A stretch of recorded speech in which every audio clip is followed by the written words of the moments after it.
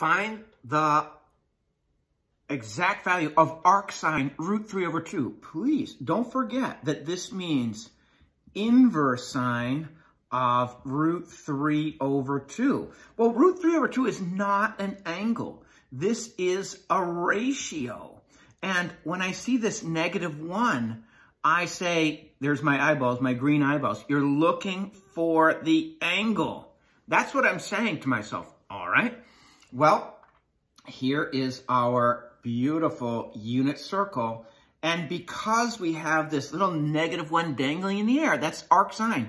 This is the dark side of the moon. We're only going to get answers in quadrant 1 and quadrant 4. I'm sorry, guys. That's our range from -π/2 to π/2.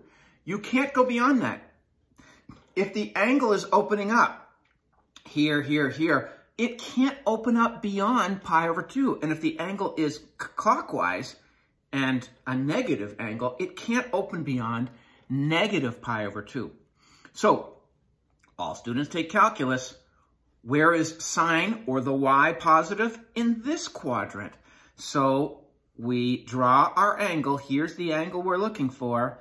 And its sine, or opposite over hypotenuse, is √3/2 over 1, which means this is 1/2.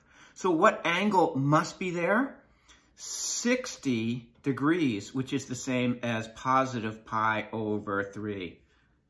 So not so bad. We're looking for the angle. Looking at this from a different perspective, when we have arcsine of √3/2, the ratio is √3/2.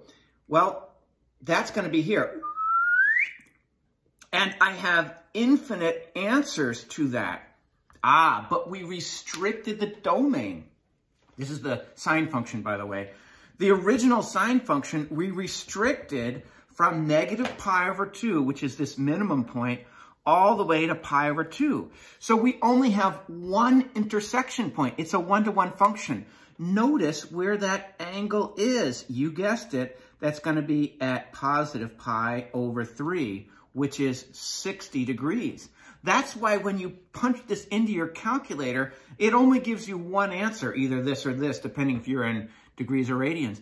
Because that's what the calculator is looking for. It's looking for that one. Of the infinite solutions, it's only going to give you one of these solutions. In this particular example, we are looking for the angle. So this must be the ratio. The input is the ratio. Don't forget what our inverse sine function looks like. Looks almost like that y = x² function, but we have this point, 1π/2, and here we have -1, -π/2, and this went through 0, 0. So the input here has to be between -1 and 1. Oh, I'm so sorry.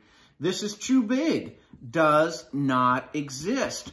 Our ratios that we put into the inverse sine function must be between -1 and 1. 2 is too big. Sorry, guys. No answer here. Here is our original sine function, which of course we restricted to -π/2 to π/2.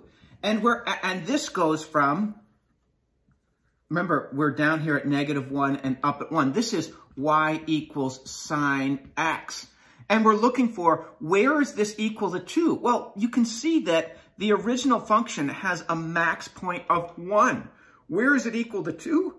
I would draw my horizontal line way up here. And I'm essentially asking, what angle? See, the angle here is on the x-axis. What angle gives me a ratio of 2? There's no intersection between sine of x and y = 2. So we have no intersection. That's why we have does not exist.